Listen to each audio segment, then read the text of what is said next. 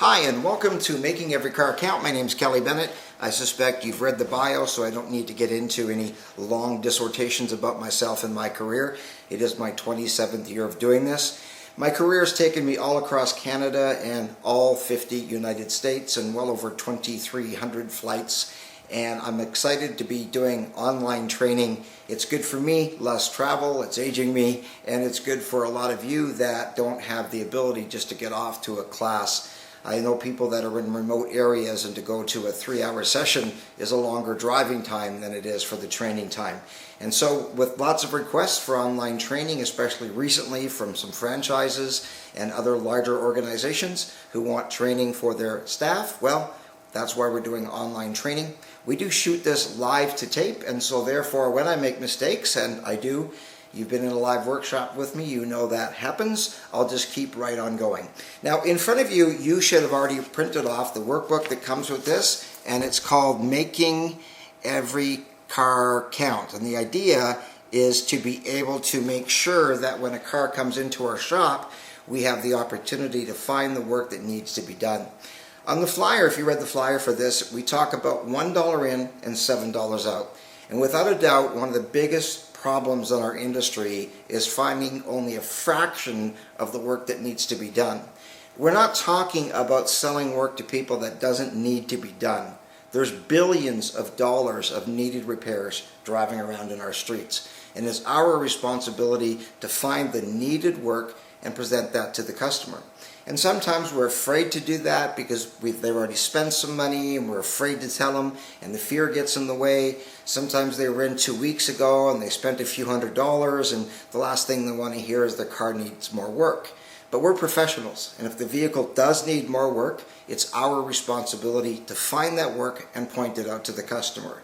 And it's a soft sell. We're not selling timeshares here. I think we've all been to timeshare presentations where you sit down and the negotiation happens and a lot of intimidation. I don't believe in hard selling like that. I don't believe in timeshare type selling. I believe in simply presenting it to the customer. Your job on your counter every single day is primarily two things: A and E. A and E. A and E all day long. You advise the customer and you educate the customer. It's their money, it's their wallet, it's their decision, but it's our responsibility to find the needed work. And then sometimes we're just too busy to find that needed work, and the car gets in and we got to get it out because we've made so many commitments. How many times have you made promises that you simply cannot keep? And we've told way too many people to bring in their vehicles, and we're trying to see the end of the tunnel, to see the end of the day, and just get on and get as many cars out as we possibly can. Well, it's important to slow that process down, find the needed work, and point it out to the customer. Now, in your handouts, you printed off hopefully also a chart that looks like this. It says the annual cost of owning a car, and it's in color here. You didn't have to print it off in color for yourself, but I do want to start with this. And then you should also have this Technician's Earnings Potential sheet that came as an additional handout. This is actually also an Excel spreadsheet, a working Excel spreadsheet that we suggest that you customize for your shop. The next item that you should have in front of you is the gross profit calculator. Some of you have seen this before, some of you will be seeing it for the first time, but it's called the gross profit calculator. And again, this also is a working Excel spreadsheet and will help you immensely when it comes to selling parts at the right price. And then there's also some vehicle inspections. I'm not going to go through every one of these with you, but there's a cursory inspection, there's a walk-around inspection, and my favorite is this one called the Vehicle Inspection Report, VIR we call it, and it's a 4-page document. We do recommend that you print it off for your customers to see. You reverse it so you can see it's 1 to 2-sided. You can actually take it to a Staples or something like that and get them nicely printed onto a ledger sheet, which is 11 by 17, and so when it's folded it becomes one sheet. So you've got all those hopefully in front of you. I am going to start off with this one called the annual average cost of owning a car, the average annual cost of owning a car. Now this data was specifically for Canada, but it's really not much different than in the US, other than the fact that this is in kilometers, and of course there's only 2 countries in the whole world left, the United States and one other, that are still on the old system, but that's fine. The purpose of this is to be able to show us so we can educate our customers about getting cars repaired, I should say. Now on this sheet, which is 2012 data, so it's very current data, it says the average annual cost for a person owning a car a year is $10,452. Now I know there's a lot of people that think car repair is expensive. Well, when it comes to what it costs to have a car, to own a car, automotive repair is only a portion of that. And I find it interesting that the biggest thing on this chart is 20 cents a kilometer. 20 cents a K, or in US that's going to be in mileage, of course, but $3,364 a year, whether that's Canadian or American dollars, it's irrelevant in par at this point when we're talking about this. 20 cents a kilometer, 20 cents just to drive the car 1 kilometer as it relates to depreciation. So the biggest expense that most customers have is the depreciation of the vehicle. And so when somebody buys a brand new vehicle and they drive it away, we all know that it depreciates a huge amount, and it's our responsibility to encourage customers to save that money. And we know it makes perfect sense to buy a car that's typically 2 years old and keep that vehicle for 8 to 10 years. And you can go to the AAA website, or in Canada the CAA website, and other websites online that show that putting money into a vehicle that you know at least some things about can make a lot more sense than putting money into a vehicle that the depreciation, putting the money into buying a new vehicle. One of the worst investments you could possibly make is a brand new vehicle on payments that of course you can't afford, because when you look at the finance charges, that's another 7 cents a kilometer. So we see there's 20 cents, 7 cents for finance charge, so $3,600, and another $1,000 in finance charges alone. So when a person buys an older vehicle, yes, it still depreciates, but the finance charges hopefully go away because they have not been making payments or interest on that loan. The other one that we're looking at is fuel costs, which is about 10 cents a kilometer currently. Fuel prices are all over the board, as we know, but that's about $1,800 a year in fuel costs, a little less in the US. Auto insurance, about 15 cents a kilometer. Maintenance and repair, about 7 cents a kilometer. And license or registration is pretty inexpensive. But instead of taking a look at the kilometer rate or the mileage rate, what I'd like to do is focus on the dollars spent per year. According to this data, $1,180 is how much the average person spends a year fixing their car. Now this is all years, makes, and models. So because most of us are independents watching this, we have older vehicles that we typically look after. We might work on some newer things and some really old things, but the average might be 6, 7, 8 years old. And if you've never tracked it, it's kind of nice to find out from your database what percentage of vehicles that you work on are 1 year old, 2 years old, up to 12 years old, whatever range you want to use. But we'll find that most of the vehicles that we work on are usually between 6 and about 10 years old. So in that case, it comes closer to $1,500 to $1,600 a year that the person is going to spend in automotive repair. The question is, how much of that is spent at your shop? How many shops is your customer going to spend money with the same vehicle that they're not coming back to you for? And one thing I'd like you to do as a homework assignment is to take a month period. A week is too little of a time, but take a month, and every single time you do an oil change on a vehicle, take the oil change sticker off, and instead of throwing it into the garbage, which is what we typically do, I want to encourage you to take the oil change sticker, have your technicians remove it, and write down the mileage on the vehicle that day while it was there, before they keep it. And at the end of that 30-day period, a month's sampling is a nice amount of time, what you want to do is you want to separate the stickers and see how many stickers were from your shop. What percentage of all the stickers that you remove from your customers' vehicles were oil change stickers for your shop? What percentage were from dealerships? What percentage were from other independent repair shops? What percentages were from, fast lubes, quick lube places? And of course, there's some do-it-yourselfers that sometimes have a homemade sticker. The idea is to find out your loyalty.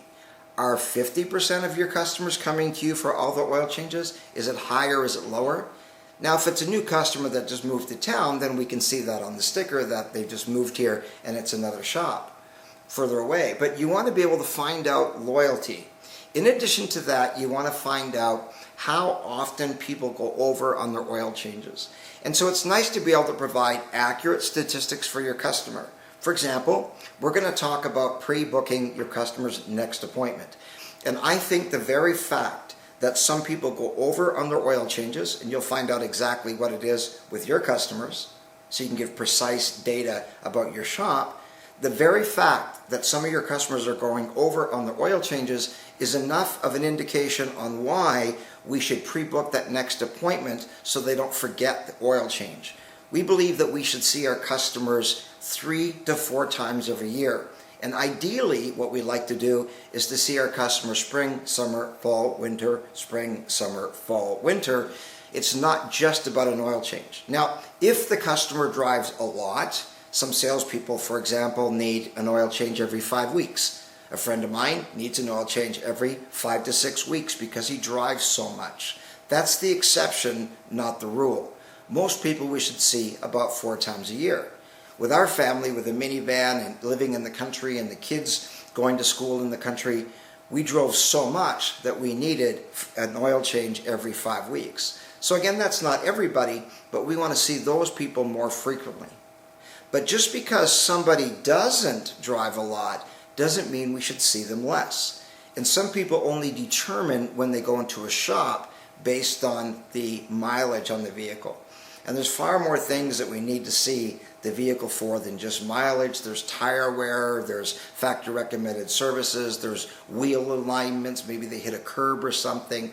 So it's our responsibility to determine the oil change interval more frequently if they drive a lot, but not less frequently because they don't drive much. And something just occurred to me just recently, and I'd love to do some more research on it. But in Vancouver, Canada, which is one of the largest cities in the country, second largest, the average consumer, I've been told, drives about 80 hours a year in traffic. So if you're in a larger city, Chicago, Atlanta, Detroit, whatever, your customers are spending a lot of time in traffic, and that engine is still running and the mileage is not going.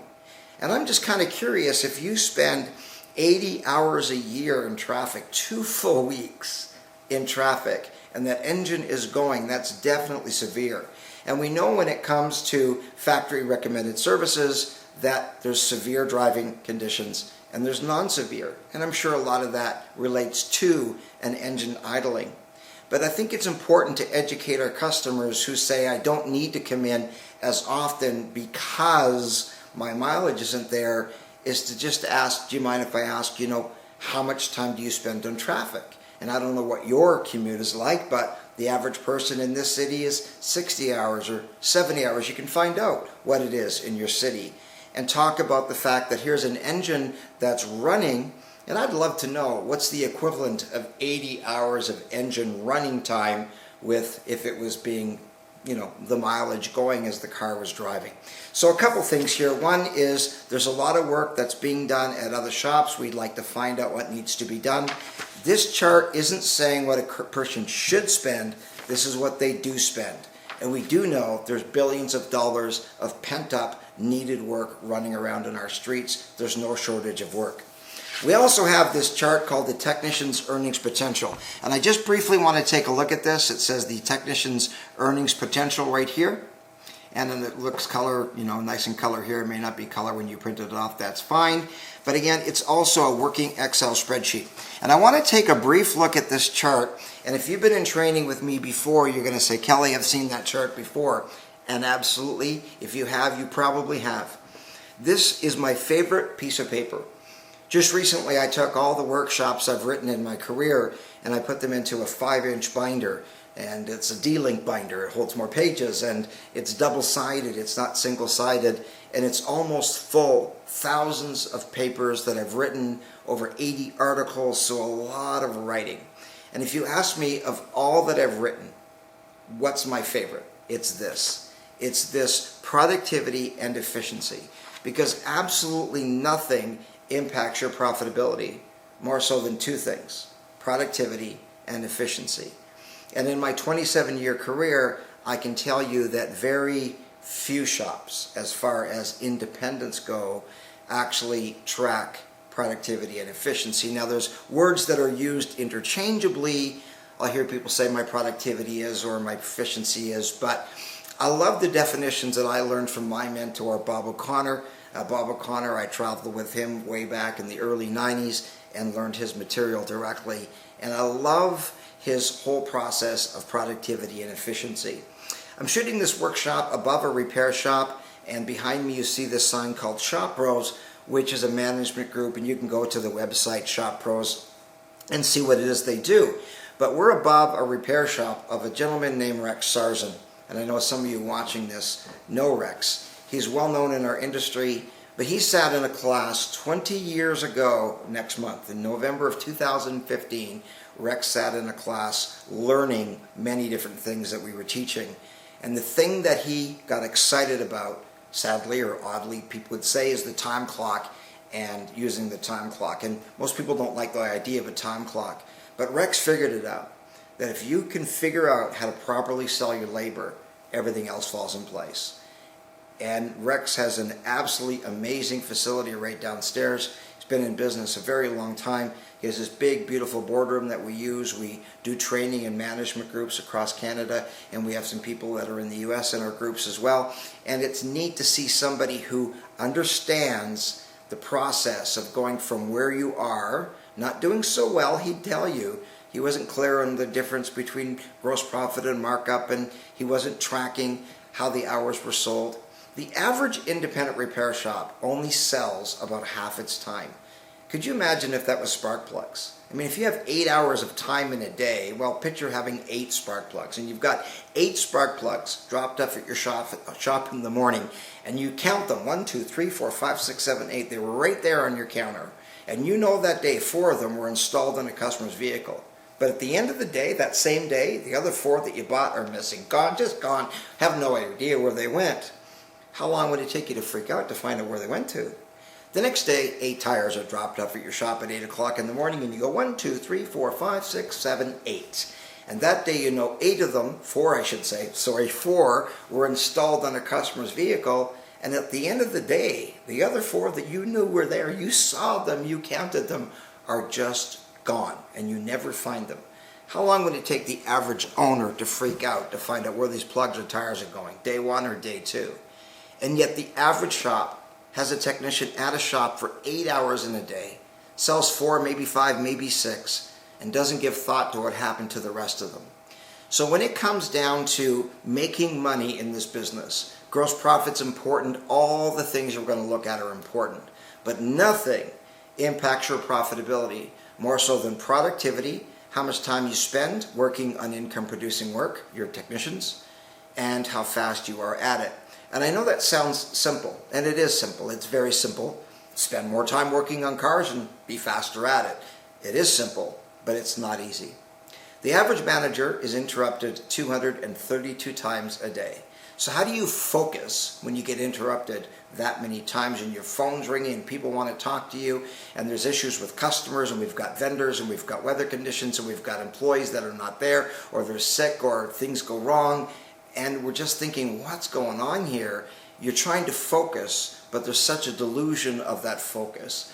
And I want to encourage you to pay close attention to what's happening with your labor inventory. And almost anybody watching this or that's been in a class who's worked in a dealership understands this very clearly. Dealerships, my hat's off to them. They understand the value of time. They track that time like it is a resource, and it is. It's an inventory. One of my favorite trainers in the United States, Vin Waterhouse is his name. Some of you may know him. He's a great trainer. And he wrote a workshop years ago called The Labor Factory, the fact that you buy labor. Every day your shop buys parts, marks them up for desired gross profit and sells them, and every single day your shop buys time. You buy time from people. All you're doing is giving people money and they give you time. If you stop giving them money, they'd stop coming in, and if they stop coming in, you'd stop paying them. You buy and resell time. And the better your shop is at buying and selling time, the better the shop will run. Now I just want to take a look at this, and we're not going to put it up on the screen. It's quicker to do it this way. It's called the Technician's Earnings Potential, and you received it as an electronic file when you signed up for this, and it is an Excel spreadsheet so you can customize it for your own shop. Well, what I want to do is take a look at a typical shop. And a typical shop, an employee is there for 168 hours in a month. And the real question is here is what should your sales be per month per technician? You can multiply this by how many technicians you have. You can use this for one technician, all of your technicians, 1 month, 1 week, 1 day, the entire year, one person for a year, everybody. You get the point. You can customize this however you want. But I just want to take a look at the sales potential per month, prove the point that productivity and efficiency impacts your profitability more so than anything, and then we're going to get right into the notes. In an average shop, an employee is there, a technician is there 168 hours. They spend about 60% of that time working on stuff that makes money. The average shop, we've tracked it, spends 60% of the day actually working on stuff that makes money. And 40% of the day is wasted. Wasted with waiting for work, waiting for the advisor. I'm standing at the counter, the service advisor's busy with customers. I'm waiting for a part. I'm waiting for authorization for the customer. Whatever it is, we're waiting for the employee to come to work. Whatever it is, they're late, they're sick, whatever. The average is only 60%. Efficiency, which is how fast the technician is, the book calls for an hour, takes them an hour, is 100%. So the time estimating guides are based on routine tasks. So if it's non-routine, because of rust or dust or broken bolts, or in the winter time where you have to let the car thaw out, or there's a huge amount of mileage or abuse on the vehicle, it's no longer a routine task. So if it's routine, cut and dry type job, the average technician should spend what the book calls for. Just because a technician can spend longer or needs to take longer doesn't mean there's something wrong with them. There might be. But maybe it's because there's a huge amount of rust on the vehicle and we didn't account for that. The vehicle's got 155,000 miles or kilometers on it, or 285,000. We had a vehicle with 500,000 kilometers. That's over 300,000 miles on it. That's no longer a routine task. So if we make adjustments when we're selling based on that, then a technician should be able to beat the time or make the time on average. The labor rate, just for simple illustration purposes, $103 an hour, tells us that the labor potential for this shop would be $10,382. Then we have the parts that go along with that, and I wanted to separate out the parts portion of that, but also include what we call the extras. And anytime you hear me talk about extras, we're talking about parts, sublet, tires, towing, shop supplies, and environmental fees. So if you sold about $10,000 worth of labor, you should sell about $9,800 worth of parts. But when you factor in everything else that you may sell in that job, again, parts, sublet, tires, towing, shop supplies, and environmental fees, it should be about dollar for dollar. So every dollar that comes in your door from labor, you should sell an equal amount of everything else that you sell. And so the average shop here should be able to do about $20,000 a month in sales. But at an above average shop, with the same city, the same driving conditions, the same weather, there's too often where we blame it on certain things why our shop isn't busy. And after having been all across Canada and all 50 states, I can tell you so many times I've heard people say, excuse me, but it's different here. This is a big city. We're in a small town. We're close to a big city. We're close to a small town. It gets cold here. I've heard all of these things. And let me tell you what I believe. Cars are cars and people are people. And yes, some things change, but cars are cars and people are people. And if we can realize that cars are cars, and the cars that are driving around in our streets, it might be colder here, it may be hotter here. But if we're waiting for the weather to change to become successful, we're a farmer, not a repair shop. And again, I've heard way too many people blame their area. One of my favorite stories was a fellow in Nanaimo, British Columbia, Canada, on Vancouver Island. And he asked me when I was there, he said, have you been to the island before? And I said, yes, sir, I have.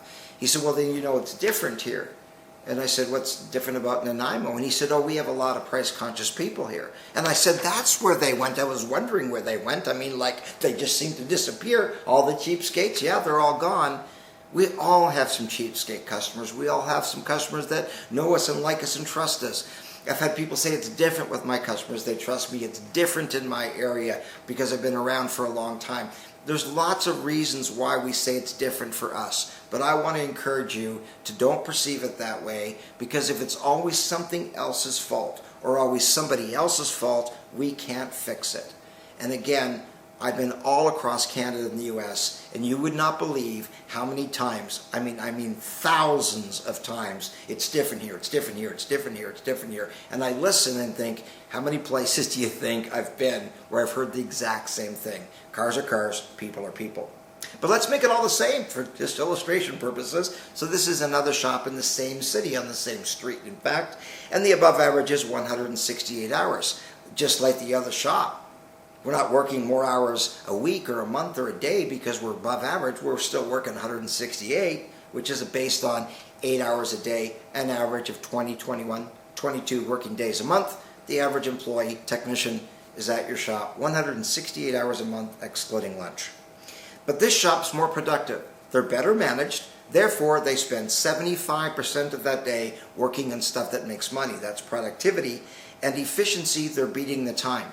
Now, the reason I came up with 112 is because an awesome shop is actually 125. In our management groups, which is typically a little upper echelon types of shops, is about 135% efficient. And in dealerships, of course, they see that all the time as well. Not all, but most. And so that tells us that this shop, the above average shop, could produce 141 hours. Now 141 isn't as good as the 168 that was available, but it's better than the 100 that the shop down the street sold. At the same labor rate, not a higher labor rate, they did $14,500 in sales of labor only. If your technicians are more productive, spend more time working on income producing work, and faster at it, are we going to sell more parts? Absolutely. That car came in, it got out earlier because the technician completed it quicker, and we've got another vehicle coming in. And so we are able to sell more parts and labor, and the ratio should remain the same. Regardless of how many hours you sold, you should sell about 50% of that. An equal amount, I should say 50% of all the sales should be labor, called labor mix. The other 50% should come from everything else that you sell. So that shop could do $29,000 a month. And in the awesome shop, they're there 168 hours, just like the shop down the street, but they're 90% productive. They spend 90% of the day working on stuff that can make money. The highest productivity could possibly be is 100%. It cannot exceed that. If your technician's at your shop for 8 hours, and you say, how much time did you spend working on cars today? And they say 11 or 10 or 9, that sounds good, but it's not possible. If they're there for 8 hours, the most amount of time they could have spent working on stuff that makes money, productivity, would be 8 hours. So the highest it could possibly be is 100. You cannot expect a technician to spend every single minute of every single day working on stuff that makes money. They need to be able to have coffee breaks, etc. I've had people say, I'd love to have all non-smoking technicians, and I'd like to install catheters so they don't have to go to the bathroom. I mean, that's craziness. 90% of the day, it's also funny, but 90% of the day is a really good goal. The efficiency of an average awesome technician is 125 to 135%. This technician produced 189 hours. I made a mistake here, I apologize. It's a $1 higher labor rate. It's $104 an hour, makes very little difference on the bottom line. The total performance then is $39,000. So here's a shop that could do $40,000 a month on average, and another shop down the street doing approximately half. And I've been in this business long enough to know that some people are selling half their time, some people are selling all of their time, some people are selling more than all of the time. It doesn't really matter where you're at in this chart. Are you an average shop? Are you an above average shop? Or an awesome shop? At least now you know. Take the chart, put it on your Excel spreadsheet when you finish this webinar, go through, find out where you're at, and then determine what do you need to do to become more productive, spend more time working on income producing work, and efficient, faster at it. Now, I wanted to definitely cover this before we got into the notes, because that's the carrot. That's what you're shooting for, is to become an awesome shop that sells a lot of its time. And again, how much of your time is available to you that you don't sell? The technicians were there. It's like the spark plugs. There were 8. Why didn't we sell 8? So I want to encourage you to find out where you're at, and then purpose to determine what you need to do to become more productive, spend more time working on income producing work, and be faster at it. And I assure you, when you look at this topic of making every car count, when you focus on these things that work, these are not ideas, these are things that work. These aren't things that I thought of flying here thinking, well, maybe this will work, I'm not sure, try it, let me know. I've been doing this for a long time.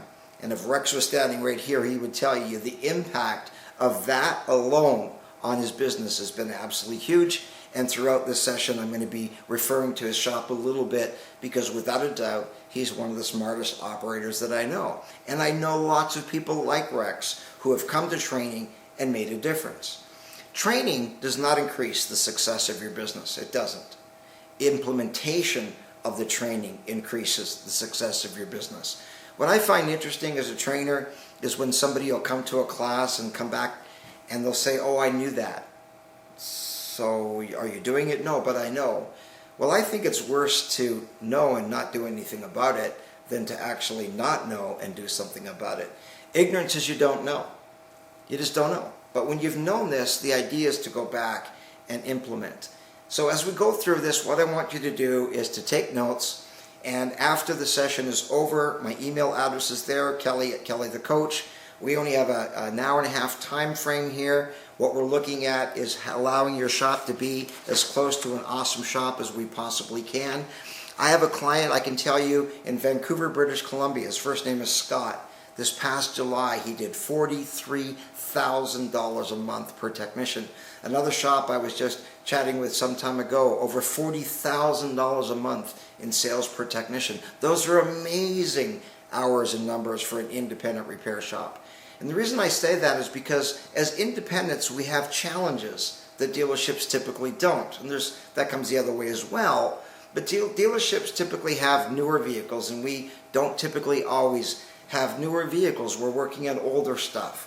A lot of people bring their vehicles to dealerships for the maintenance, and we typically do more of the repair work. They have a huge inventory of parts, usually in the same building, and we don't have that luxury or whatever. So when we can see an independent repair shop that could sell that much money in dollars, and we're talking labor rates close to $100 an hour here. We're not looking at shops that are charging astronomical amounts of money in larger cities like San Francisco, where the labor rate's $130, $140 an hour. We're talking an average shop across Canada or the US nearing close to or a little over $100 an hour.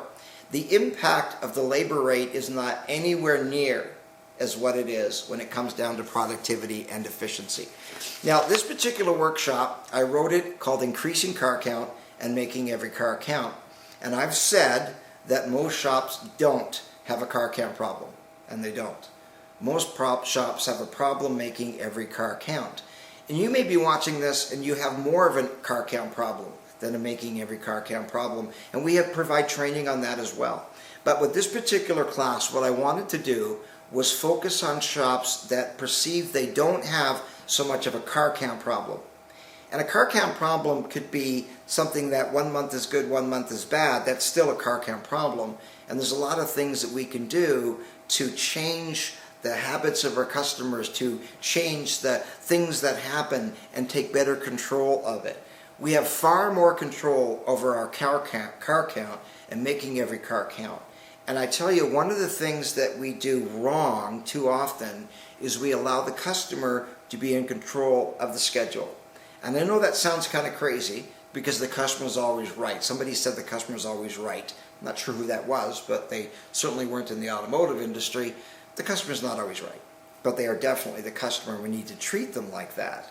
But could you imagine an airline that perceived it that way? The customer's always right. Let's do what the customer wants. John, what time do you want to fly to Toronto? What time do you want to fly to Toronto? And set times of flights based on the times people want to go. It would be mayhem. It would not work. I've been on well over 2,300 flights in my life, and you go and the flight's going to go. Hopefully it's on time. There's other conditions that were, the weather, etc. That's not part of what they control. They don't control weather. But it's our responsibility to maintain some controls over the schedule.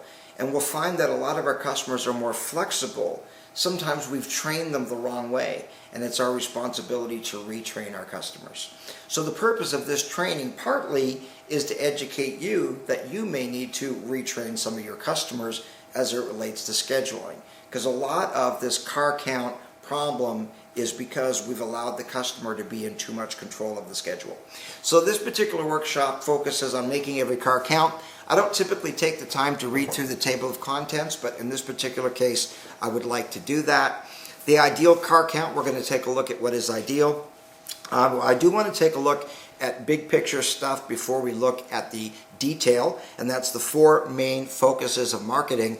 And when we realize what those 4 things are, and that everything we do, everything from a marketing perspective, falls under these 4 categories, it'll give you a good idea of where your shop usually focuses, and maybe you need to change your focus in your marketing to make every car count more so than increasing car count.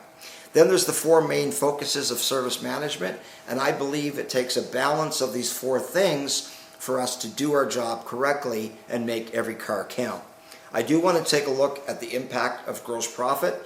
This is not a financial management class, but I do want to focus on the fact that your gross profit, how much you charge, has a huge impact on what your average invoice or average ticket is. We're going to take a look at the 3 main focuses to make every car count. These are the 3 things that if you focus on clearly, you are going to see a higher average ticket. And at the same time, we want to improve customer satisfaction. I think sometimes we think that if we charge the customer too much, they're not going to come back. Or if we give them too many big bills, they're not going to come back. And I understand that. I'm not unaware of that. I wrote a workshop years ago called Effective Selling Without Sacrificing Gross Profit. And Effective Selling Without Sacrificing Customer Service. We need to be able to sell, but we also need to make sure the customers are happy. And I'm not that unaware. There are some training I've seen where it's milk the customer, milk the customer. One guy said, yeah, you take the customer, you shake them upside down, take the money out. I had one fellow who actually said that the definition of a customer is somebody who is standing in front of you who temporarily has your money in their pocket. And he was serious. That is not the way I think, and for those of you that have read what I wrote in articles and in classes, that is not what I believe at all. I believe in premium customer service, but I also believe in profitability. And a business needs to balance those 2. If it's too profitable and you're charging too much, you may just run out of customers.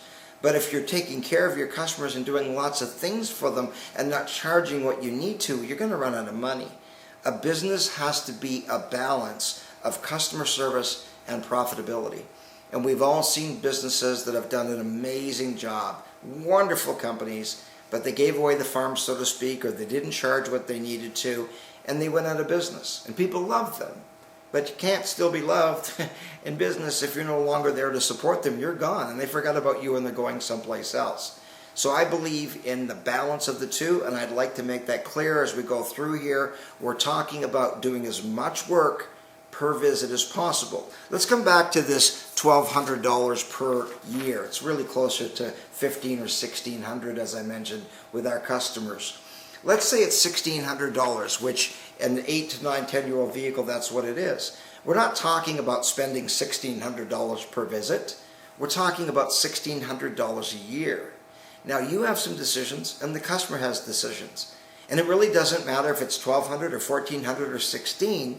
What we're wanting is all that money that they're going to spend anyway at our shop. We don't want them going someplace else for the oil change. We don't want them going someplace else for their tires. We don't want them going someplace else for any other services. We want loyalty. We'd like them to be loyal with our shop, but we need to give them reasons to be loyal with us, and we need to let them know that we do those other services.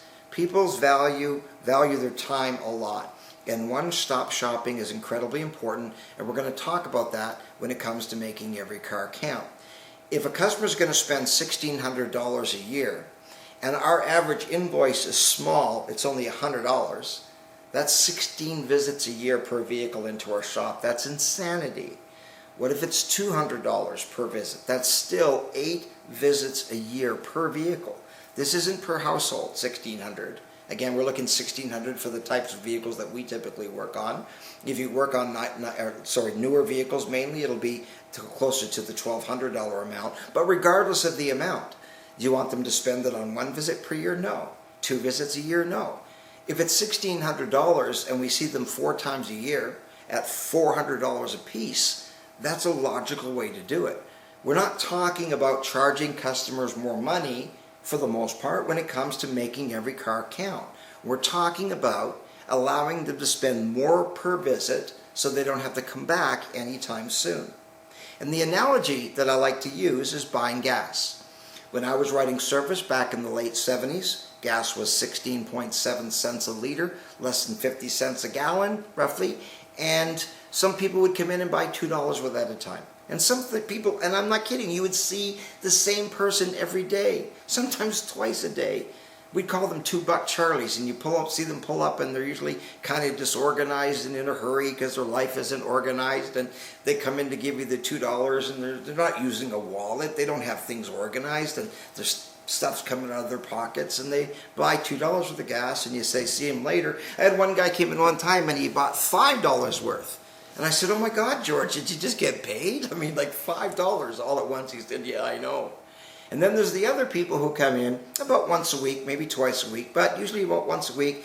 They pull up nice and slow. They're not in a hurry, a little bit more methodical. They fill up the tank. They should put it on credit, but that's fine.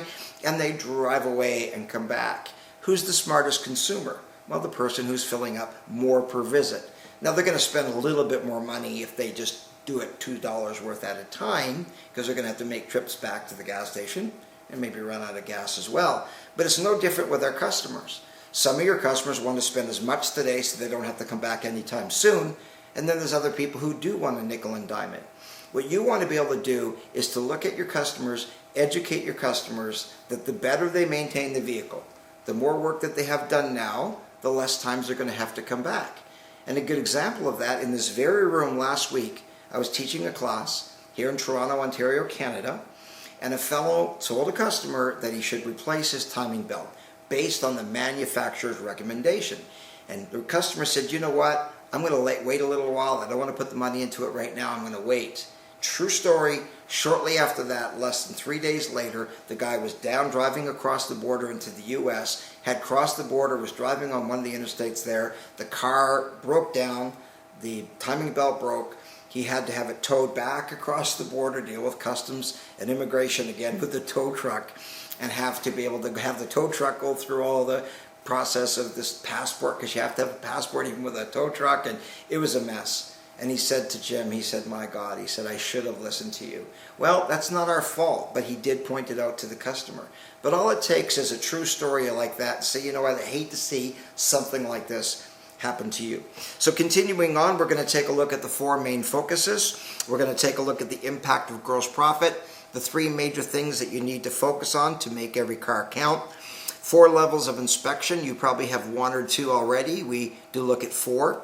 We want to do the walk-around inspection when the vehicle arrives at our shop. We'd like to do the cursory inspection for when it's an oil change or each time the vehicle is at the shop. And I suspect most of you, if not all of you, already have that kind of form. Well, I hesitate to say that because usually in a class like this past week, there was somebody who doesn't use a form like that. Seasonal inspections is getting the vehicle ready for the next season. That's going to be a little bit more comprehensive. And level 4 is what we call the comprehensive inspection. And this is my favorite. We have a sample of one for you in the notes. You also received it as a PDF. and hopefully you have a PDF editor. If you don't, you can get a trial from Adobe for a 30-day trial version free that you can edit out the PDFs. And any of these forms that you would like, you now own them. Not that we want to see you selling them, online. I'm kidding. But you want to be able to edit and make them specifically customizable for you. So add your logo to there, add your slogan to there, your address, whatever it is that you want to do. Then I want to take a look at the selling of this as well, because it's one thing to be able to see what needs to be done, it's quite another to actually sell it. And I think one of the biggest surprises, maybe the biggest, but one of the biggest for sure surprises for me in my career in the automotive industry is how little sales training shop owners take. Little. I'll be in a class where we'll have some part vendors at the back, because most of our training is sponsored by part vendors. And I'll say, how many people here have taken professional sales training? And the only hands in the room go up are parts people. Now, I've seen where some parts people haven't taken any training as well. One major company I worked for, I thought, yeah, you guys have taken sales training, and as it turned out, they hadn't. I worked with a parts company, a smaller one, this past year, who did sales training for the first time in their career, and they've been around for 30, 40 years, something like that. So sales training is something that a lot of people think maybe they don't need, but you do. I wrote a workshop years ago, we're talking back in the 80s, early 90s, and it was called Beyond Order Taking. Beyond order taking, because what I was seeing was a lot of order taking happening in our business, where people were just giving the customer what the customer wants, and we all know that what the customer wants isn't necessarily what they need. How many times does the customer come into your shop, they want something they don't need, or they need something that they don't want? And it's your responsibility to listen to the customer, ask the right questions, and educate and advise the customer, back to the E and A.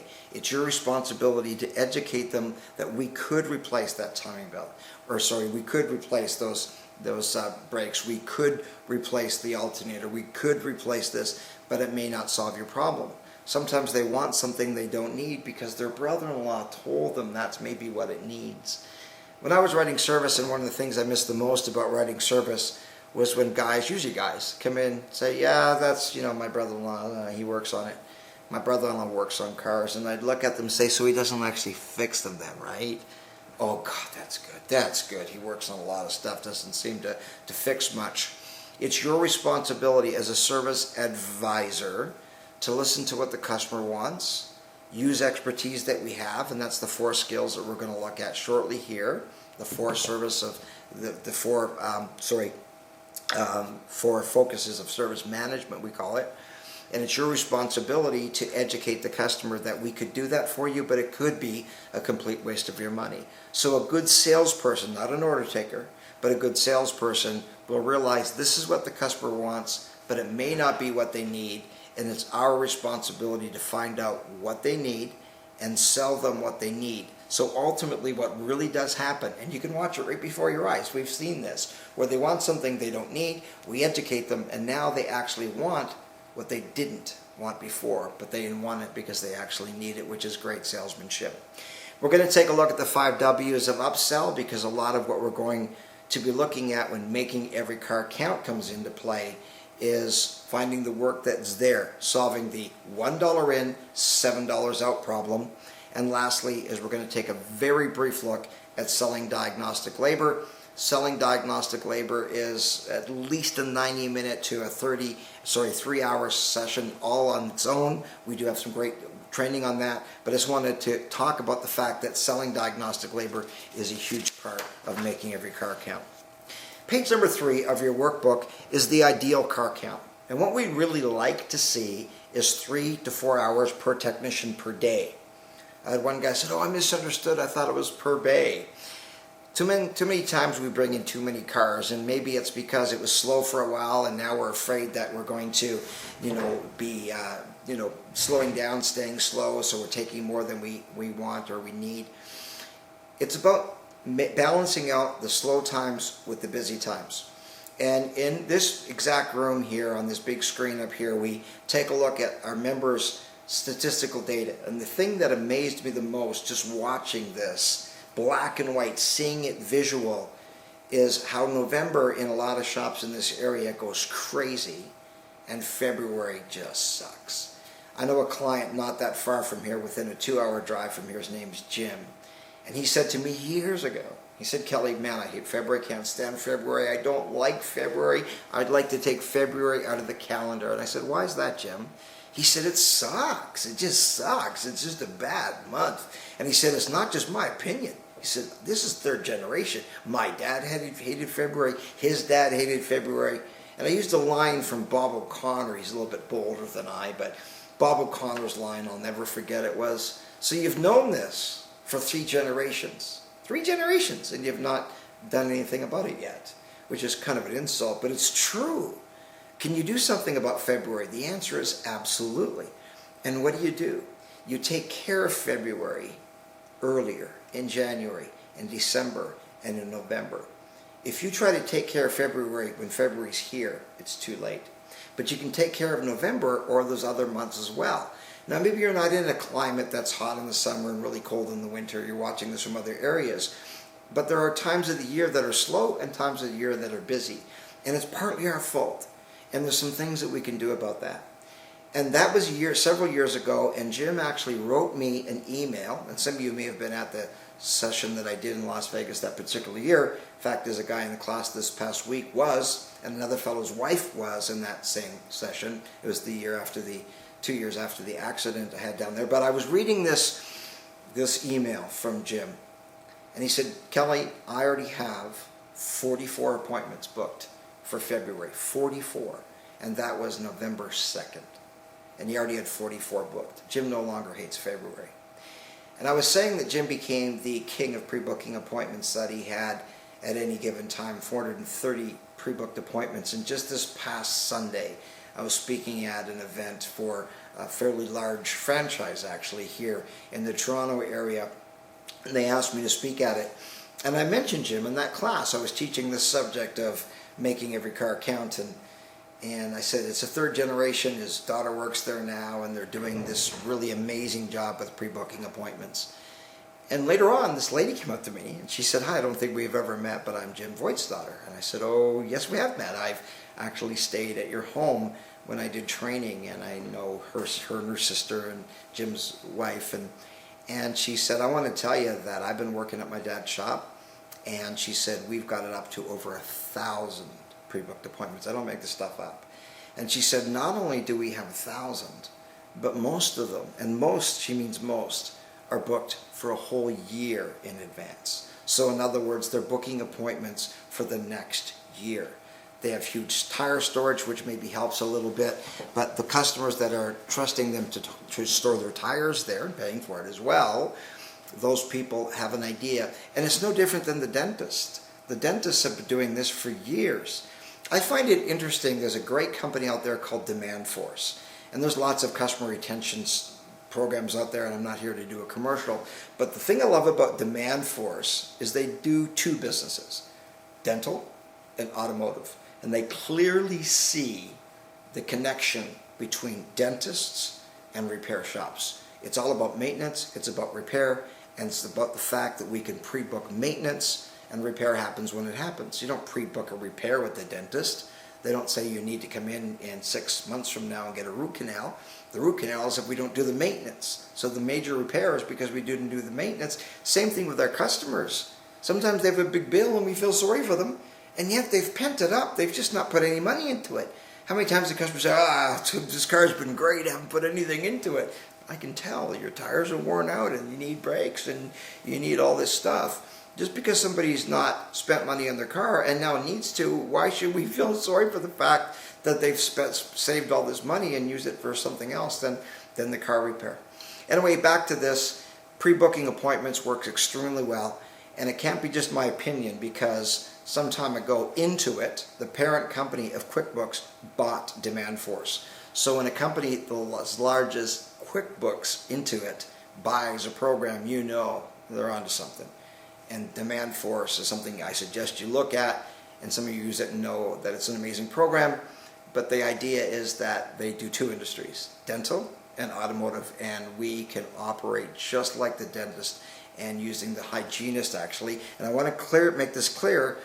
I've always said that dentists pre-book appointments, and I was wrong. Dentist offices do, but it's the hygienist that the appointments are pre-booked for, not the dentist. Dentists look after diagnosis and repair. Those are not generally booked in advance. Those are the emergency things. And when you go in, guess what? You can get in today. And it's the regular fee plus a $60 fee. So you pay extra. That's often what times dentists do. But hygienists, they could be booked 6 months in advance, a year in advance. And they don't slow down at back to school or Christmas or tax time. I find it interesting all the reasons why it got slow. If we pre-book, we can avoid the slow periods, and I can assure you that you can make February a better month if it's not, and you can take November sales that usually goes crazy and pull that into October and September. And I've seen that done 20 years ago. I've seen it done today. This is not a new concept. It has a lot to do with when you ask your customers to come in. The average invoice in a shop is 1.1 to 1.2 hours per work order, so that's not a very good number. The average shop should be at least 2 to 3. Now, if you do a lot of tires, or you have a smog program or air care program or drive clean, whatever area you're in with the pollution control stuff, then it's going to be a little different. But our goal is that you sell 3 hours per work order, excluding that stuff, if you do a lot of it. Now, if you do some, oil changes, that's still part of the package. We'd like to see you sell a minimum of 2 hours per work order, regardless how busy your shop is with other things, because those tires that you're working on are attached to a vehicle that's going to spend approximately $1,200. People say, well, it just came in for a smog or an air care or whatever program you call it. That's being done on a vehicle that's going to spend $1,200 or $1,600 this year. Too often we get focused on, well, they were just here for tires. They were just here to have their winter tires put on. Those tires are attached to a vehicle that's going to spend $1,200 to $1,600 this year. Let's not lose sight of the fact that this car needs $1,200 to $1,600, and all we're asking is they bring it to us. We're going to take care of them. We're going to do a good job. We're going to give them a good warranty. We're going to treat them correctly. We're going to give them reason to come back and deal with us as compared to going someplace else. All you need to do is take your labor rate and multiply it by 6. We would like to see your average invoice 6 times your labor rate, at least 4 times your labor rate. Why? Let's make it 4. If it's 4 times your labor rate, that's 2 hours per work order, which is a good number to set as a target initially if you're not there already. And then your labor mix, as I mentioned earlier, should be 50%. So half your money comes from labor, the other half comes from absolutely everything else that you do. And so if you sell 2 hours of the labor, and let's say it's $100 just for simple illustration, so $200 in labor on a 2-hour invoice should be approximately $200 in everything else that you sell. Now, I know you don't sell a part with every labor job, and sometimes the part's huge and the labor was minimal, or maybe it was, the 3 hours of diagnosis and the solution was a butt connector, or there was tires, and we know all of that. There's transmissions and engines, and throws that off. You don't want to be calculating your labor mix daily. That would be overkill. And you think, well, it's high today, it's low today, it's high today, and you just go crazy. You want to be able to track it monthly. Don't even look at it weekly. Don't even look at it. Just look at it monthly. By the end of the month, half your money should have come from labor.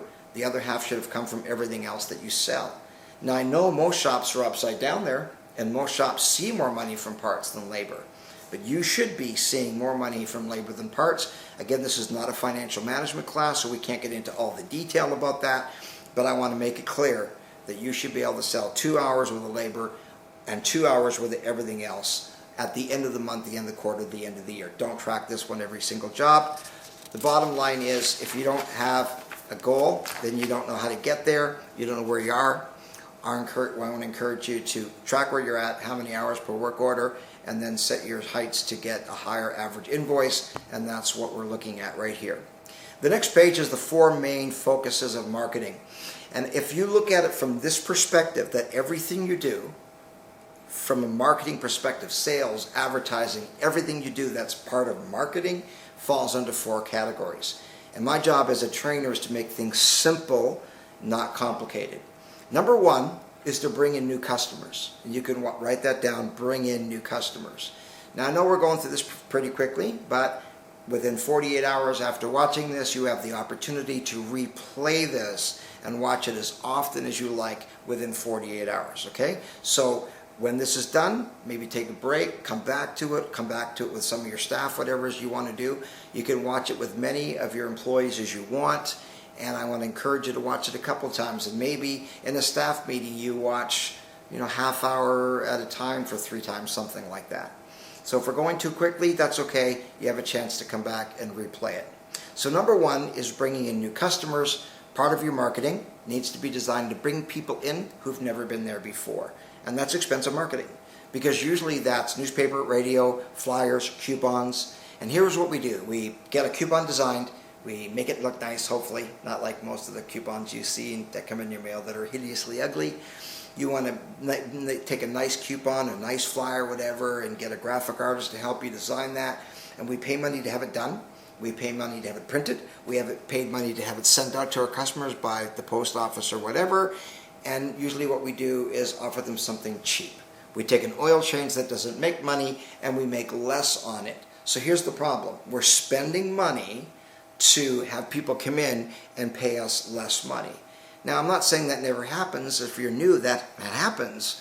If it's really slow for whatever reason, then that happens. Now, there's a lot of other ways to increase car count, and again, we have a workshop on just that subject of increasing car count. In fact, there's a video series, 65 ways to increase car count, but our focus right here is on making every car count. Number 2 is to get our customers back more often. To get our customers who already know us, like us, and trust us to come back and see us more often, as much as they need to. Now, I don't mean 6-7 times a year. That's not what I'm talking about. We would like to see our customers come in 3 to 4 times a year, and we want them to come to us for everything. So we want them to come back rather than going someplace else, or come back when the problem's still a small problem. We're monitoring the vehicle before it becomes a major issue. The third focus of marketing is to increase your average invoice. And we, again, would like to see your invoice at least 2 hours per work order, ultimately 3.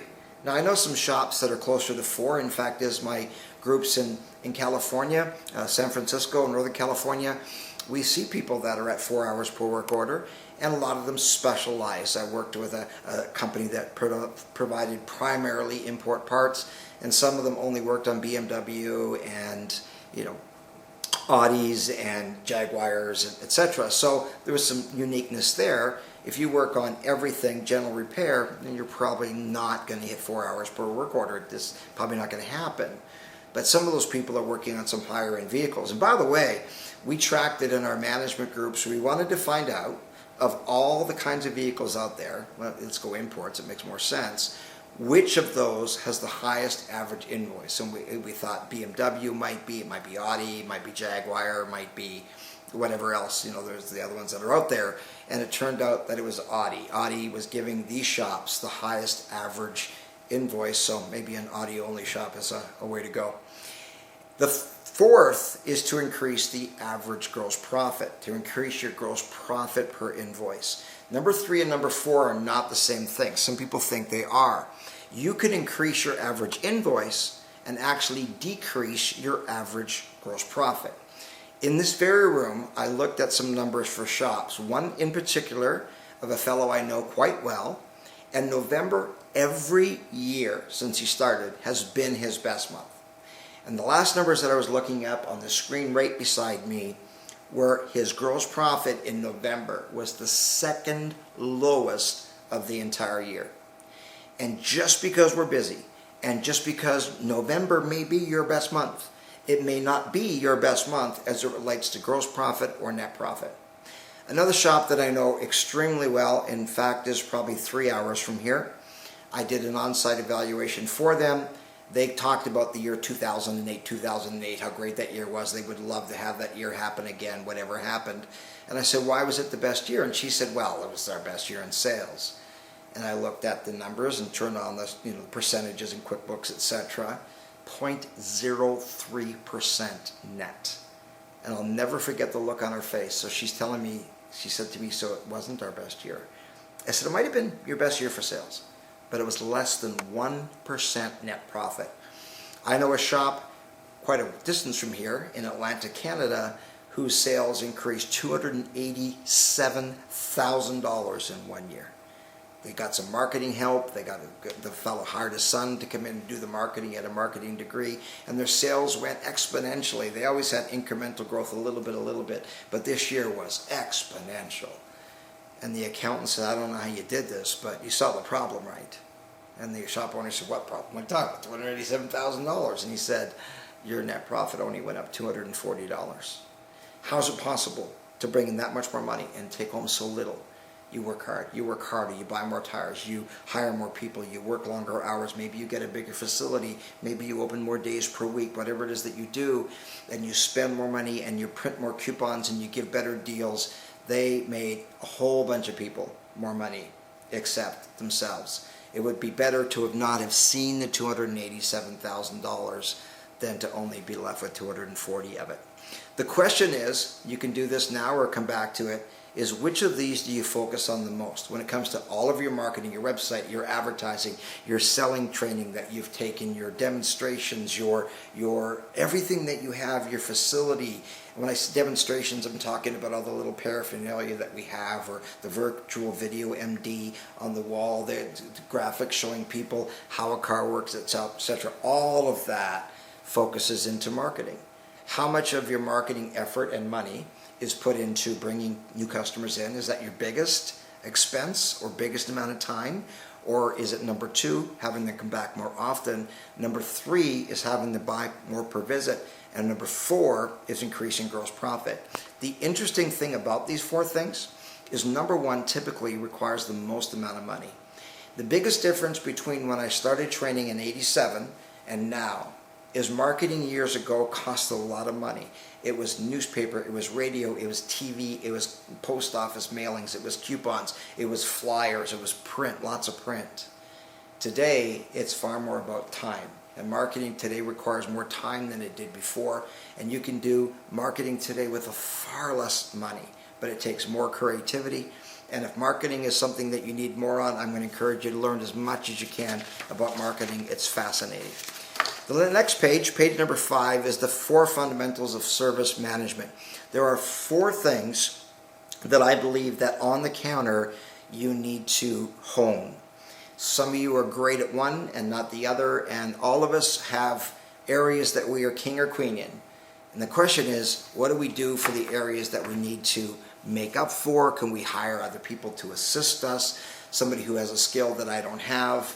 I tell you, I've looked at people that I think I'd love to buy the skill that you have. They have skills that I don't have, because nobody's an expert at everything.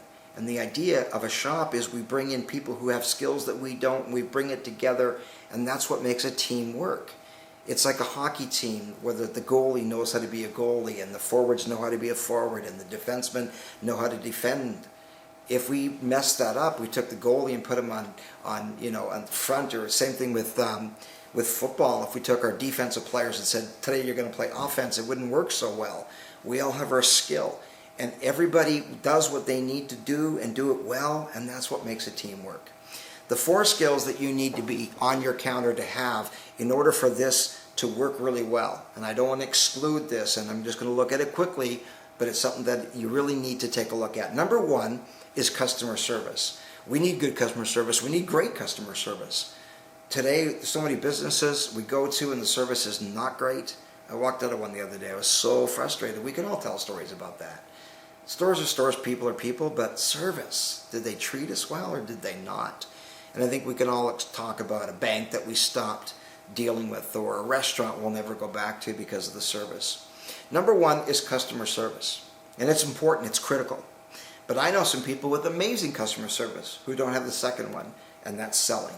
In fact, I've learned that the people who are the best at customer service usually aren't very good salespeople, because they love people, they want to be around people, they want to make people happy, they want to be popular, they want the people to like them. I have empathy for the people, and I just really like them.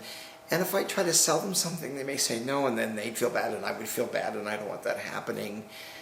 Have you ever marked up something emotionally and you thought, oh my goodness gracious, it's $422, and that's a lot of money. If it was less than $400, I'd feel better. So I'm just going to tell them it's $396.52. And even though this is being recorded, I know there's people laughing right now because I've seen it in classrooms where we mark up something emotionally.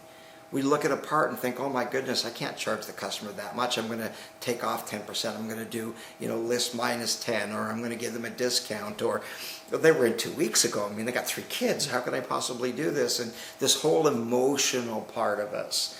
And if you've been in the training where we talk about empathy and ego, you know what I'm talking about. Sometimes we have too much empathy, and sometimes people have too much ego, but it's about a balance. Empathy for the customer, but I've got to be a good business person. I need to make sure I'm still going to be in business so I can continue to serve these people. Number 2 is selling. And if you lack sales skills, I want to encourage you to learn sales skills. You sell things every day that people don't want to buy. Therefore, you need better training than somebody who works at Best Buy and actually sell things that people want to buy, like big screen TVs. Number 3 is the whole area of administration. And I've met some people who are brilliant salespeople, and their desk is a mess. They got papers everywhere. They forget to order parts because the invoice was hidden here. They don't know where the keys are. I don't know where that note is. Somebody comes in, that estimate, oh yes, that estimate, it's here someplace. I'm not really sure where it is. You ever work for somebody who's just total chaos? I was in a shop one time and went to pick up my car, and I said, where's my keys? He said, oh, they're on the table here someplace. Which of those are yours? I said, the Jaguar. No, the BMW. Yeah, that's what's mine. Just total disorganization. And I've been in a lot of shops that the theme is clutter, and there's stuff everywhere. If you've got clutter in your shop, get rid of it. It takes away from the organization. And the 4th is the technical. And I don't believe that you need to be way too technical, but I believe that you need to have some technical understanding. And so the idea is to be able to read and to learn enough to communicate with confidence without sounding like we are a technician and the people don't understand what we're saying. We certainly don't want them to feel stupid. So the idea is, which of these is your strength? Some of you, number 4 is it. You're an awesome technician. You can talk cars all day long, but you don't like selling, or the admin's not good. And I want to encourage you to rank yourself and be fair, and have people that know you really well rank you as well. Sometimes we're too hard on ourselves and sometimes not. And you want to be able to take a look and find out where you need to improve. Do I need to bring in people that have these skills, or can I learn more about the skills that I don't have? So number 1 is customer service. Number 2 is selling. Number 3 is the administration part. And number 4 is the whole area of some technical knowledge. Now on the next page is a simple little illustration on gross profit. Now you can fill this in.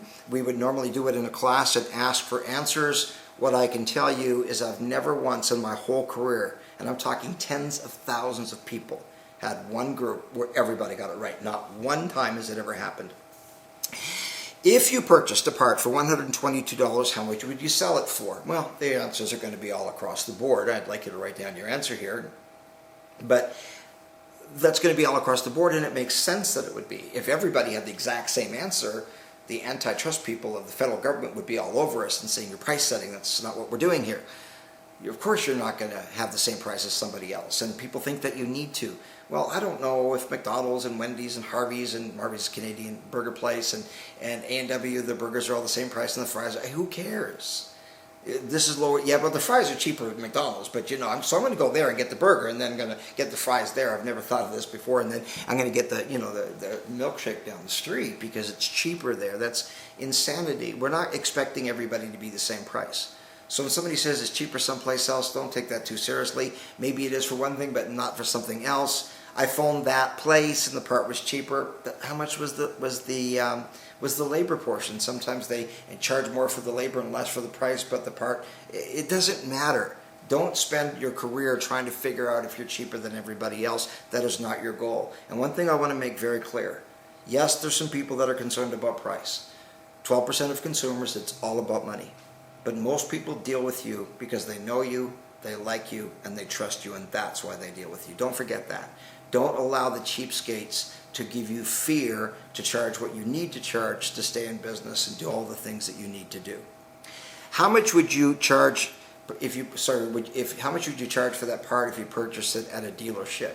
And we can't get into detail. Again, this is not a financial management class, but we believe that a part from a dealership should be the exact same price as a part that you bought from aftermarket. It makes no difference. The person doesn't know where you bought it. It doesn't make any difference. Not every part from a dealership is an OEM part. We know that. So we don't have to get into all of that.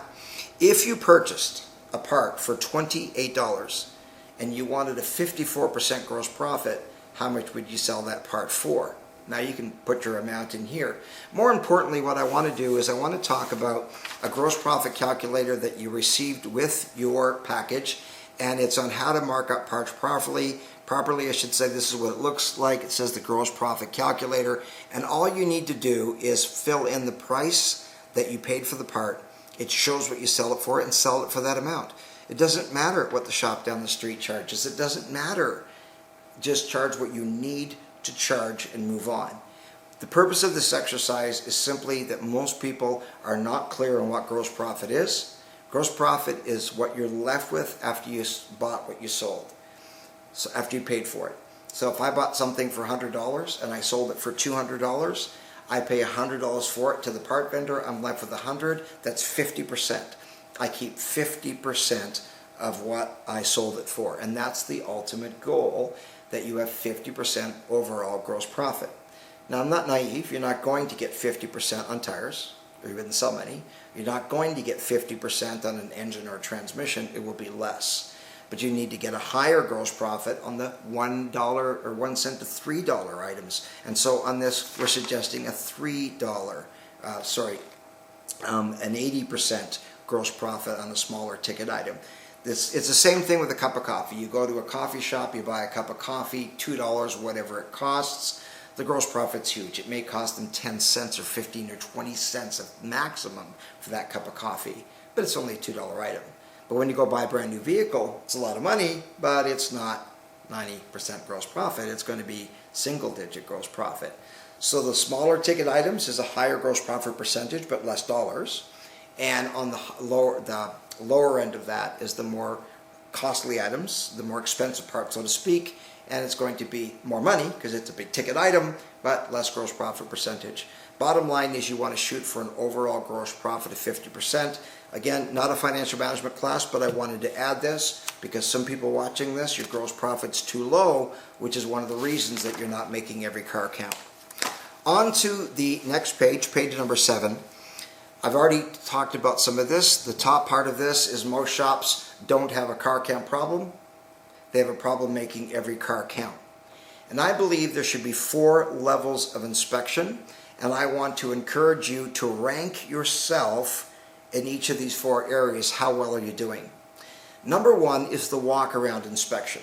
And in your handouts, we have a form that's the walk-around inspection. Now, this is more detailed than it really needs to be for the purpose of a walk-around inspection.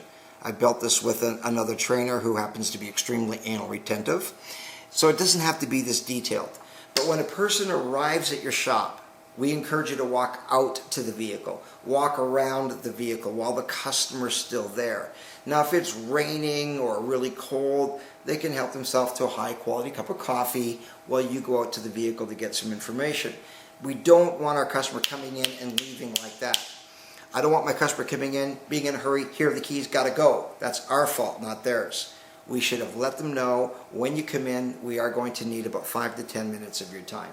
If it's a new customer, I'm going to encourage you not to have that customer come in at 8 or 9 o'clock in the morning when you've got other people that are maybe in the lineup.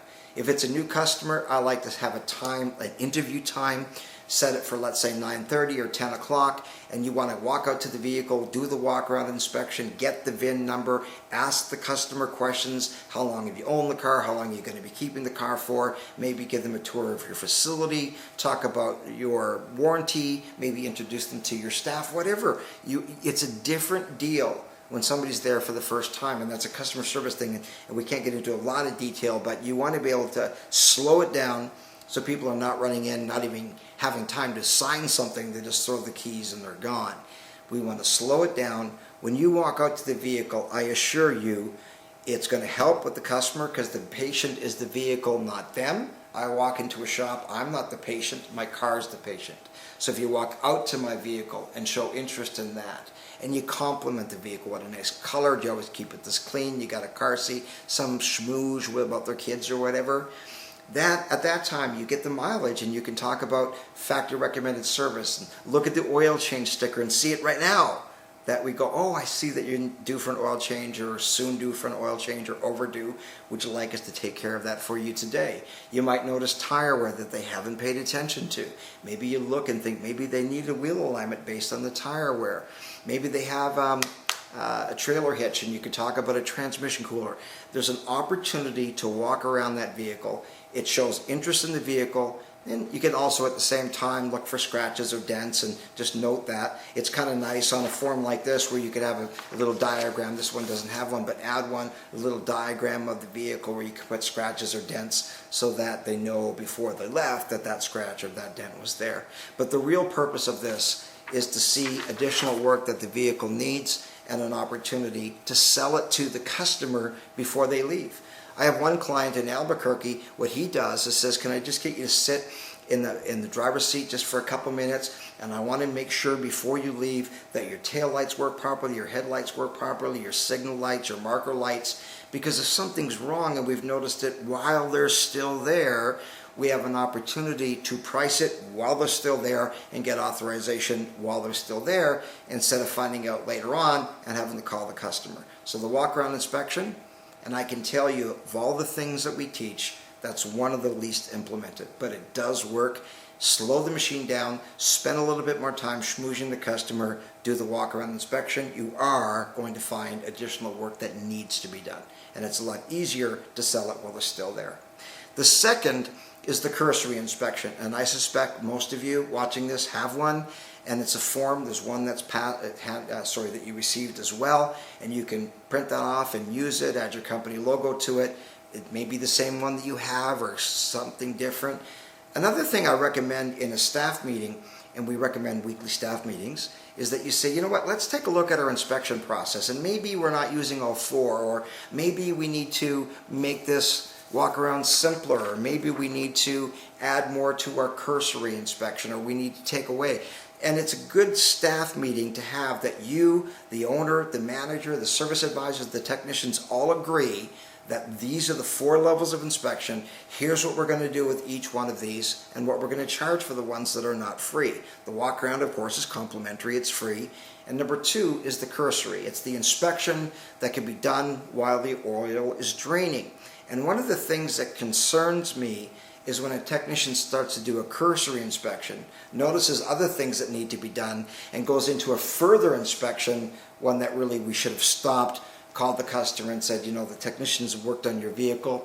We've noticed some things that we're concerned about. What we'd like to do is a more comprehensive inspection. We have a 4-page, maybe a 300-point inspection. It's only $129, $149 or whatever it is, and say we recommend that we do that before we continue with the rest of the work on the vehicle, so you can see the true condition of the vehicle. It's all about salesmanship, but it's finding the work that is there, but making sure that we're not spending a whole bunch of time on something that really should be a charge time, rather than something that is just really quick or cursory. Something that can't be done while the oil is draining is something that we should be selling to the customer. The third is the seasonal inspection. And that's difficult to talk about in a workshop like this that's online. Some of you are in San Diego. Would you go, what season? It's all the same, weather same every day. And then other places, Chicago, New York, and other places in Canada, where the seasons are drastic.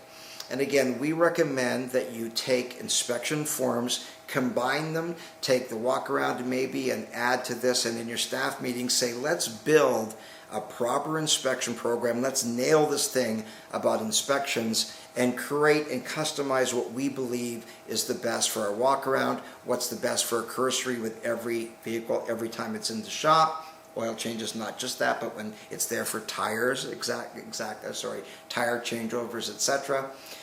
And the third is the seasonal inspections, which are going to be adjusted depending upon the season that's coming up. And usually that will be a glorified oil change with a proper brake inspection. The second one's not going to have a brake inspection unless it's there for a brake inspection. That's not something we can do while the oil is draining. And so you're going to remove all 4 wheels and maybe a tire rotation and all that part of the third. And the fourth is the comprehensive. And in your notes you have the vehicle inspection report.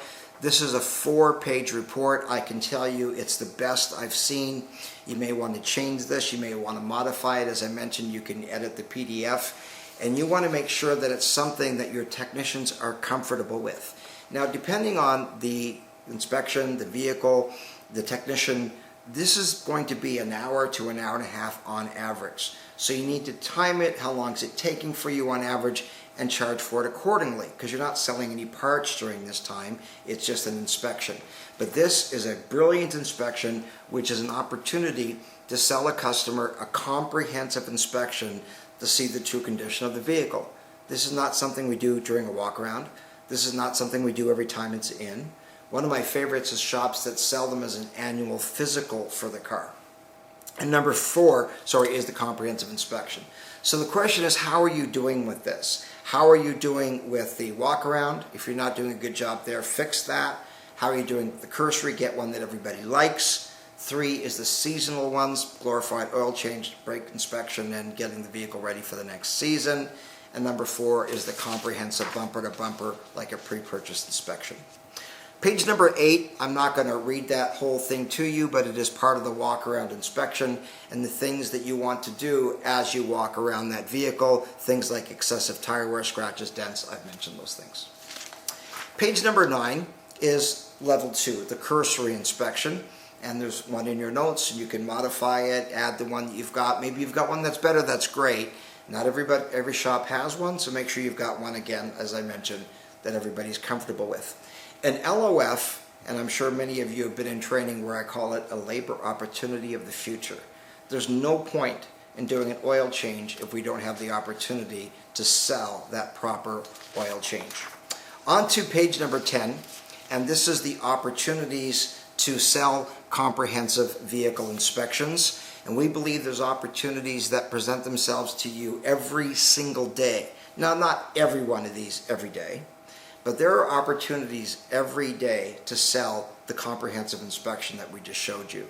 And by the way, my experience is if people are willing to pay for a proper inspection to truly see the condition of the vehicle, they tend to be far more apt, more willing, more likely to spend money and actually fixing the car as well, because they want to know the condition of the vehicle. So here are some opportunities to sell comprehensive vehicle inspections, and I suggest that you have staff meetings and you can look at other ones as well. There's a lot more opportunities depending on your shop and the location and the weather and all these different factors, the types of vehicles that you work on, the types of clientele that you have. Let's take a look at some opportunities to sell comprehensive vehicle inspections. Number 1, one of my favorites is the customer comes in with a list. They come in and say, I've got this list here about my car, and I'm concerned about this, and I'm concerned about this, and it's pulling a little bit, that's bugging me, and got this little vibration, and they come in with a shopping list. And our recommendations, you say, I see that you have several concerns with the automobile. I'm going to recommend that we perform a comprehensive bumper-to-bumper inspection, which includes all these items to make sure it does include all those things. It includes all those, and it's only X number of dollars. We can do that for you today. Number 2, the vehicle warranty is ending. You know that. You can say to the customer before the vehicle goes out of warranty, we recommend that we perform this comprehensive inspection, show it to them, let them see it, and say we can perform this before the vehicle goes out of inspection, warranty, so you can see the condition of the vehicle before the warranty expires. The customer's going on a trip, pre-winter, pre-summer. Sometimes the customer's selling the vehicle. I'm just selling this vehicle. Well, maybe they are, maybe they're not, maybe they're lying. But you could say, let's go ahead and perform this comprehensive inspection, and you can see the condition of the vehicle and show the person you're selling the vehicle the condition of the vehicle and build the price of the inspection, which is only this much, into the price of selling the vehicle. The customer just bought the vehicle. That's the post-purchase. I just bought this vehicle. What do you think? Then you ask them, have you had an opportunity to inspect the vehicle? Usually they didn't. So you can say, I'm going to recommend that we perform this comprehensive vehicle inspection. It's a new patient to us. We'd like to know the true condition. You'd like to know the condition of the vehicle. The person's considering giving the vehicle to a friend or a relative. They want to know the condition of the vehicle before they do so. The next one is a vehicle that's been in storage. Sometimes the vehicle's been in storage for a long time, And I'm sure we can all remember stories of where somebody brought one of those in because somebody died and now they got this car and it's been sitting for 2 months or 2 years or 8. Don't start working on it. Do not start working on it before you sell them a comprehensive vehicle inspection, or run. Just don't do it. The vehicle's been in an accident. They may know the physical damage of the vehicle but not the mechanical damage. Prior to school, the kids are going to school, they're going to school and say, well, they're going back to school. Why don't we inspect the vehicle before your son or daughter takes it on to college? Back from college, I know that sounds like a joke, but it's not. Your son's back from college, had the car for 10 months. If you had an opportunity to have it inspected, sometimes it cuts into the beer money.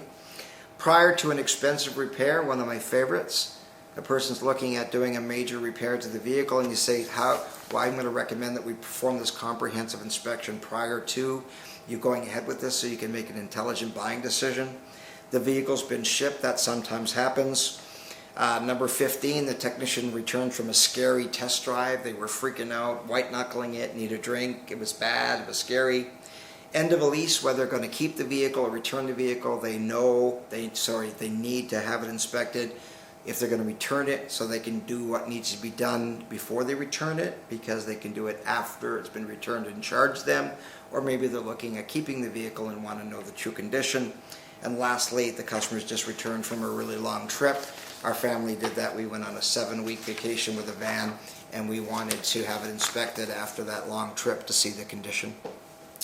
Page number 11, and again, I just wanted to add some selling information to this. And I want to encourage you to go through this page and see how it works, and then take some scenarios, maybe role play with each other at work or at home or whatever.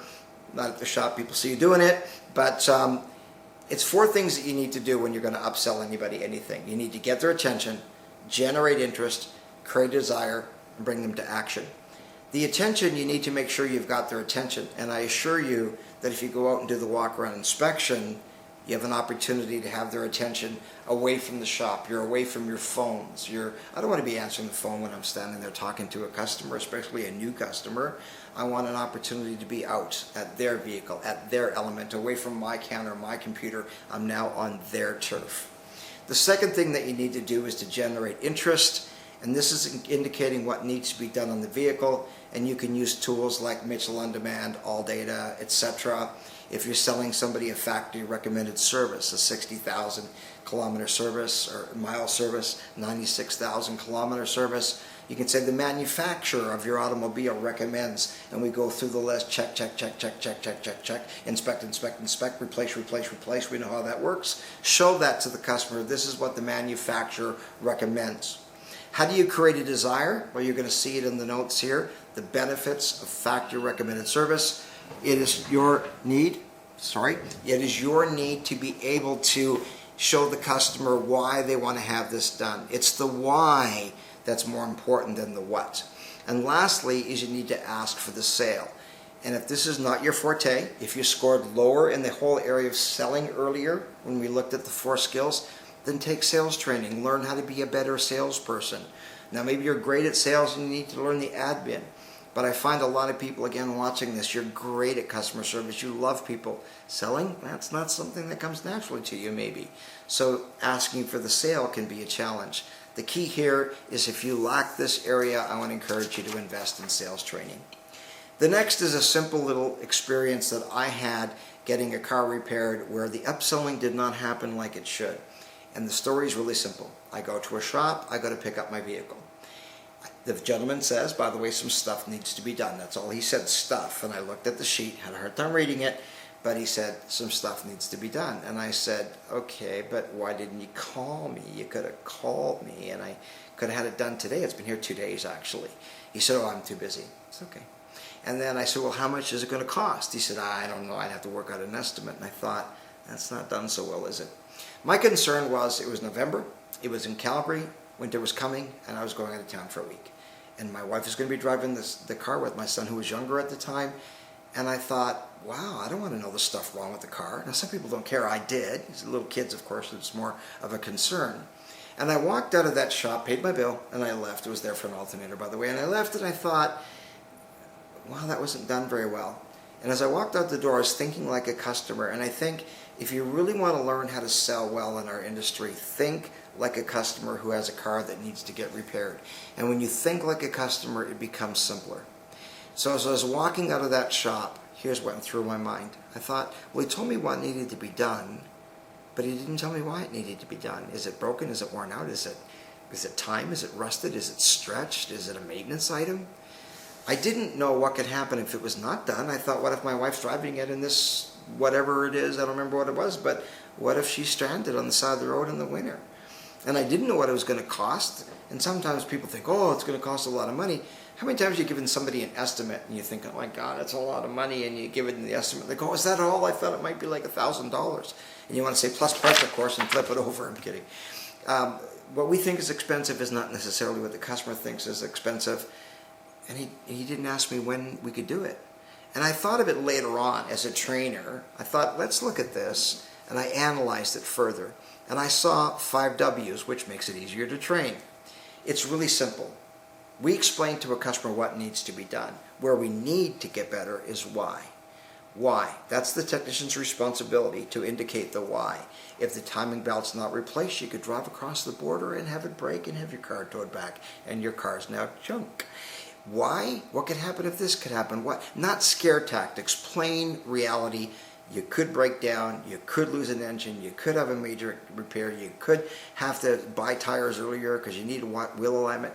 It's our responsibility to E&A, educate and advise. The next is to explain what can happen if it's not done. Not scare tactics, sorry, reality. I'm sorry, I went too quickly there. What needs to be done, why it needs to be done. It's broken, it's worn out, it's stretched, whatever it is. The reality, the technician says, here's what needs to be done. The technician's responsible for you telling you why. Why are you telling us that this needs to be done to this vehicle? So you can explain that in non-technical terms to the customer. The third is what I just mentioned, what could happen if it's not done. You need to explain exactly what it's going to cost. No ranges, no ballpark figures. I don't like, well, $300 to $500 depending. I want to work on an accurate estimate.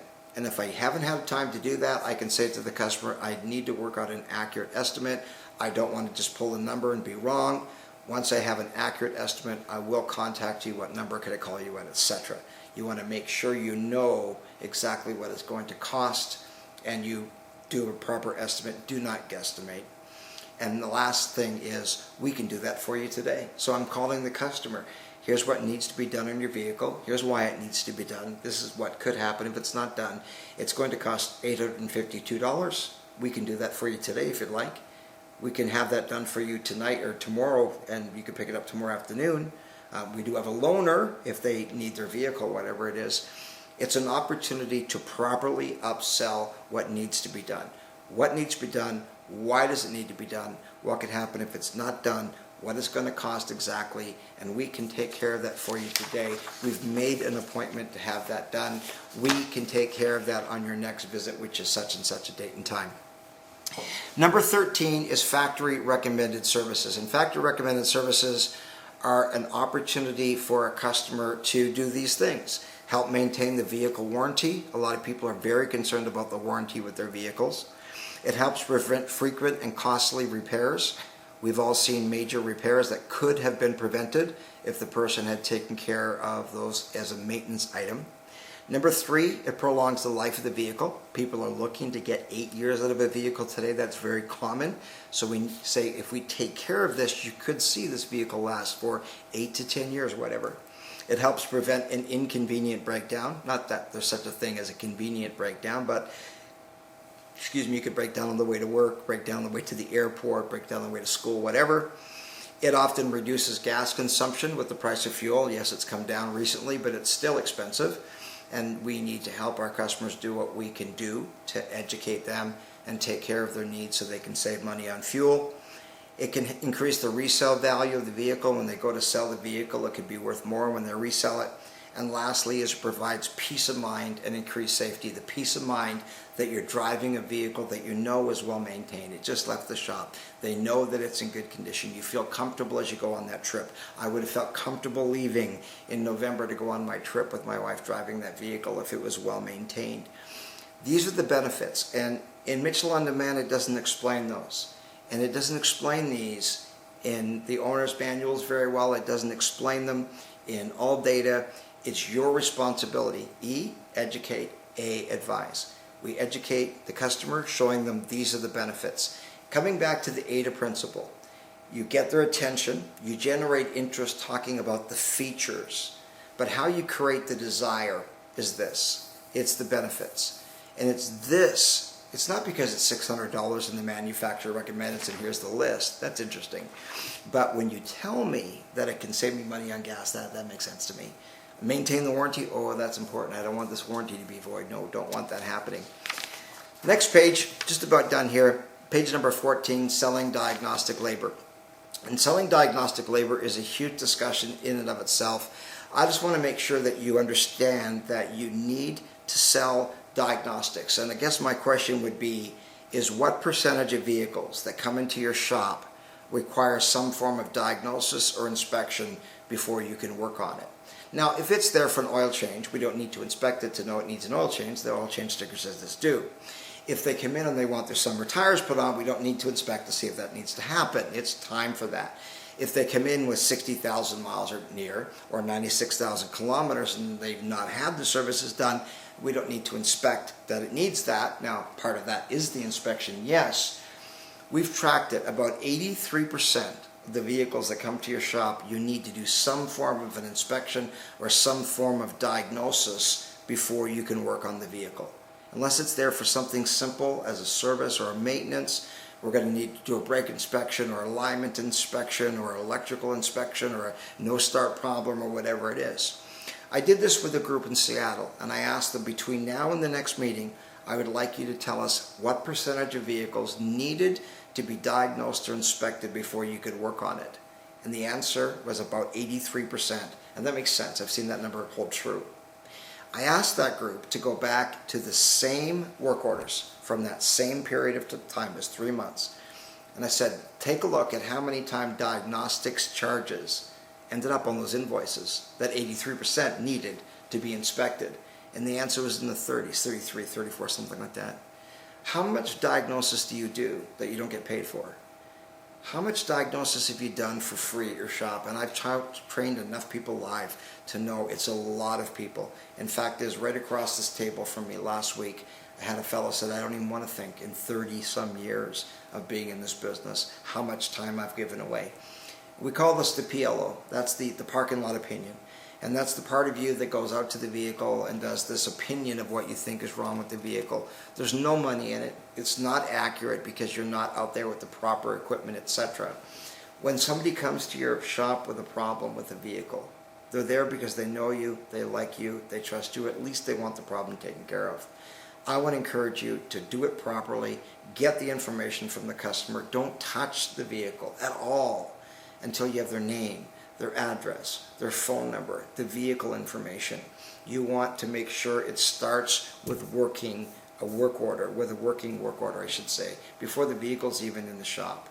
But too often I've seen shops where I go and here's the technician out there under a hood. They don't know the customer's name. They just maybe were driving by, or somebody drove by and said, I got this noise. Can you come and look at it? You don't do that at a hospital unless you're having a heart attack. You're going to wait. We want to make sure that we're getting paid for the work that we're doing. If you ask me my goal for you, it's really simple. Get paid for everything you do at the right amount of money. And lastly, I just want to encourage you to always pre-book your customer's next appointment. I'm going to encourage you, starting first thing after this class, don't say see you next time to the customer. What does that mean? The next time your car breaks down, hopefully we're going to be able to be close by and you can get it fixed here. If you're typically really slow in February, well, then I'm going to encourage you to start take care of it 3-4 months in advance. You can start pre-booking appointments based on oil changes, based on seasons.